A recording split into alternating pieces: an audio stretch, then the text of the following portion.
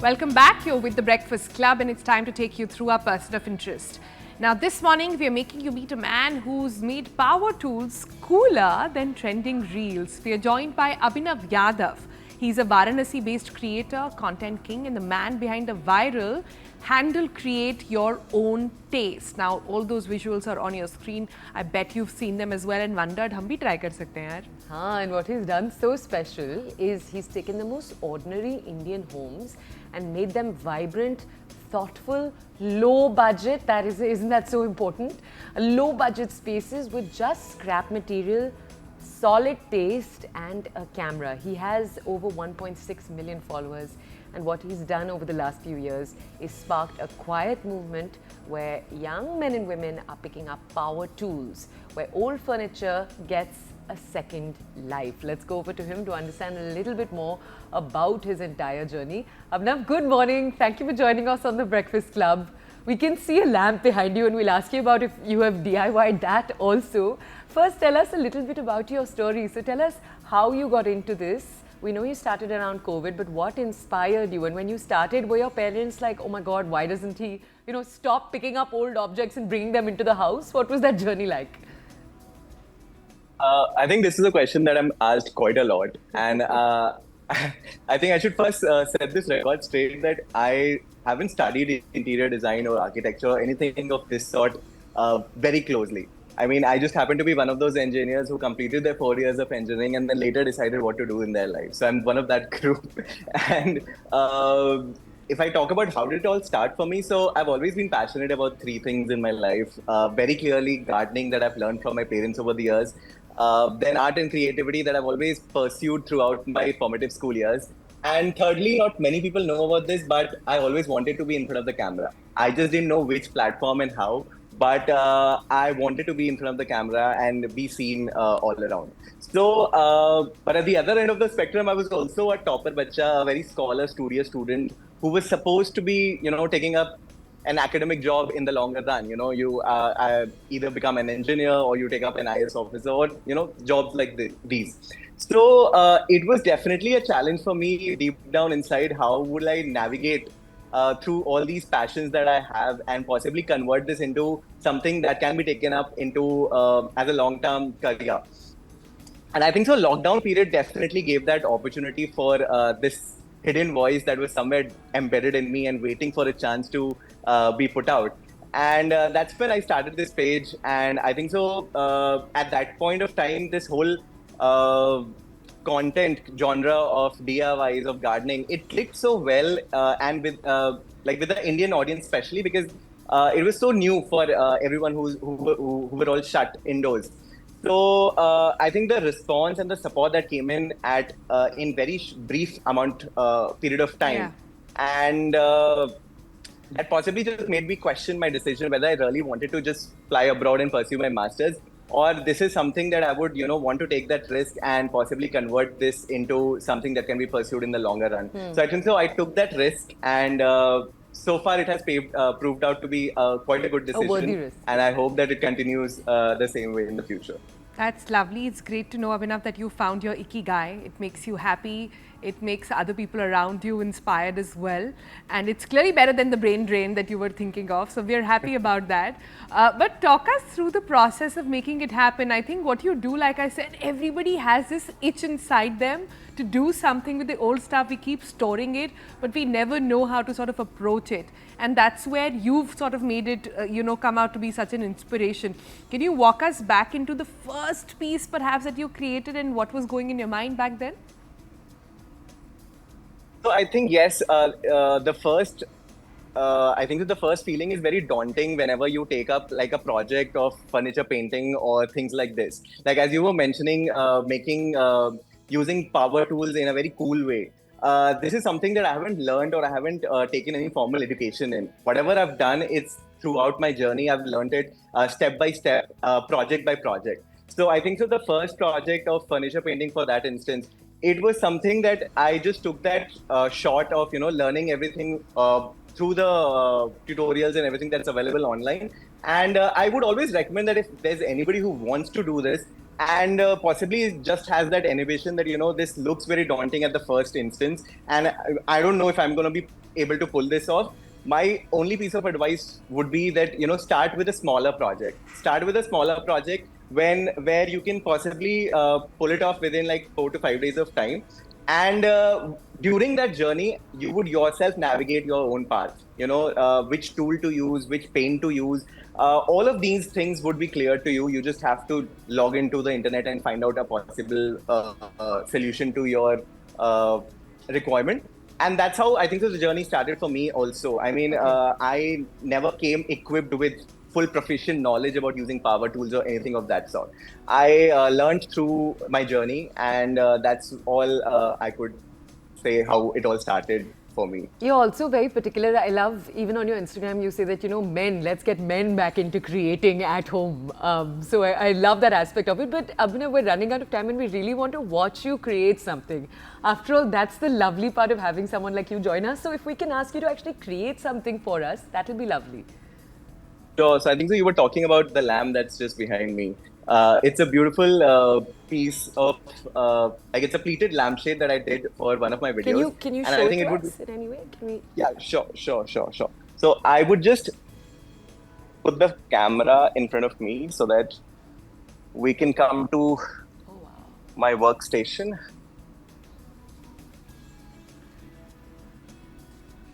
Yeah, that's good. Okay, I think so. Yeah. Yeah. Pretty much clear. It's great. So, I think all of us at our homes have these kind of lamps. I mean, these jute burlap lamps, and they must have gotten shabby and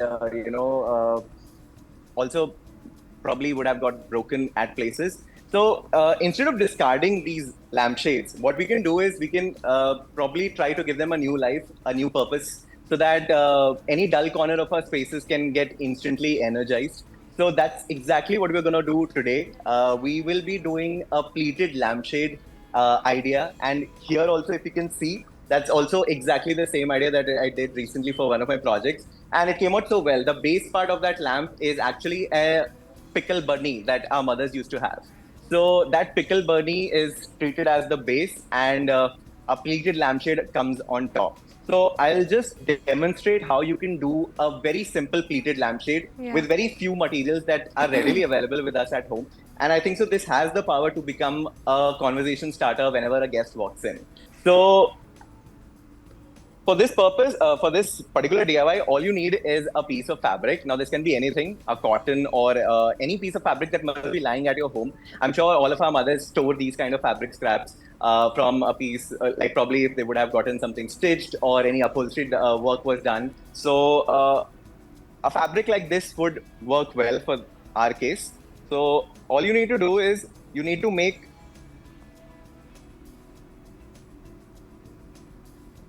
we'll be cutting down thin stripes from this fabric. So 1-inch stripes would be good for our case because it's a pretty decent size lampshade that we have. So with respect to the lampshade size, you can differ the width of the strips that you can have. So I'm just going to be using a ruler, and you need a pencil. Just make a mark and cut it with a pair of scissors. Now, very important point whenever you're working with any fabric DIY, a good pair of scissors is a must. This just completely changes the overall output of your work, the final result that you're going to get at the end. So a good pair of scissors is definitely something that people should keep in handy if they are willing to work with any kind of fabric or textile DIY.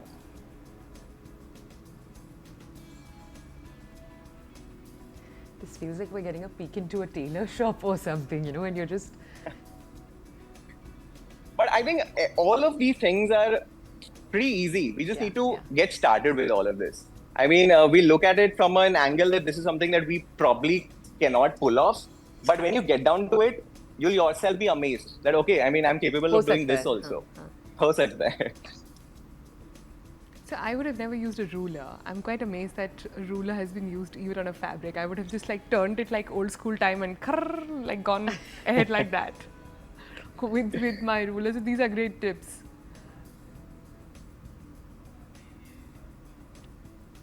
So we're just going to be cutting it of 1 inch width, Yeah. thin stripes. Oh, okay.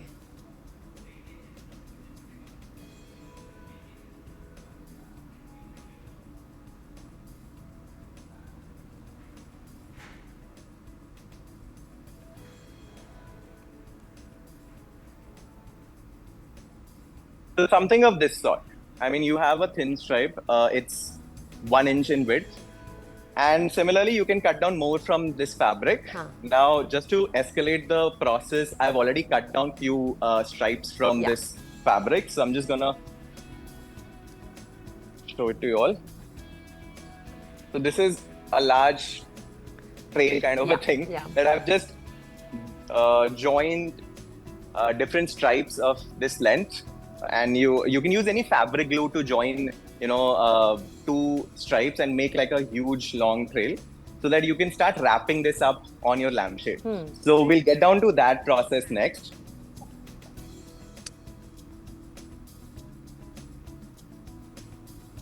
I'm just gonna clear the workstation a bit so that it's clear for you all. So just hold your lampshade and start wrapping it around it. So possibly the first wrap is very basic, very normal. There's no signs to it.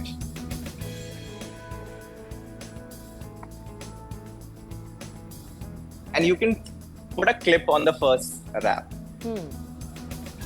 so that it's intact over there. That one end is intact at one place. Now, when you come for the second round, you'll have to overlap it slightly on the first round. So maybe 40 to 50% can be overlapped onto the second, like onto the first wrap that you've just done. Yeah.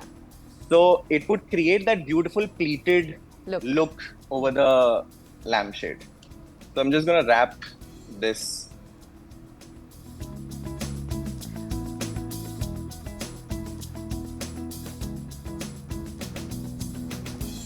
So you're not putting a glue on each part? No. Not now. But in between, you can use fabric glue at places. So just to have that strong adhesion. I mean, it's not required for every wrap. Maybe like at few places you can put in so that it remains intact over there. You don't really need to put the glue over the entire surface.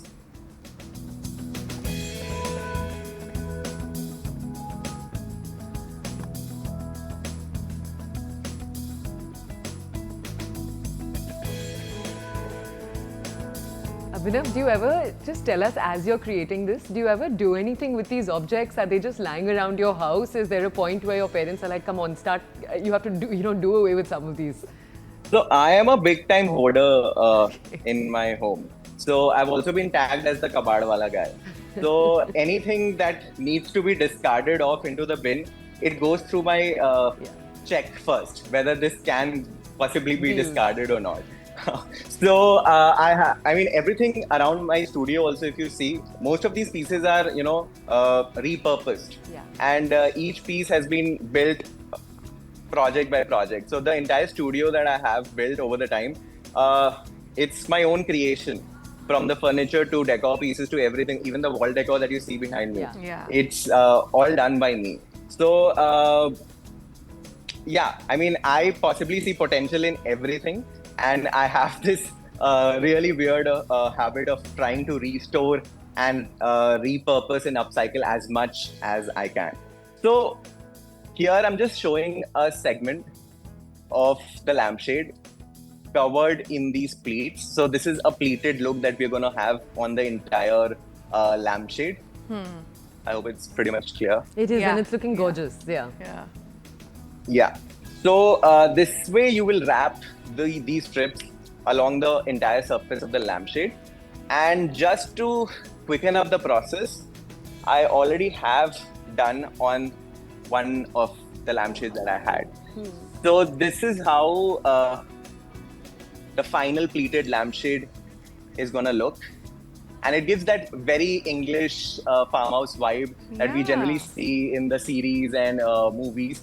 So just with a piece of fabric and an old lampshade, you can create your own beautiful pleated lampshade. Yeah. Now, for this, either you can just directly go and put it onto your older base of your lamp if you have.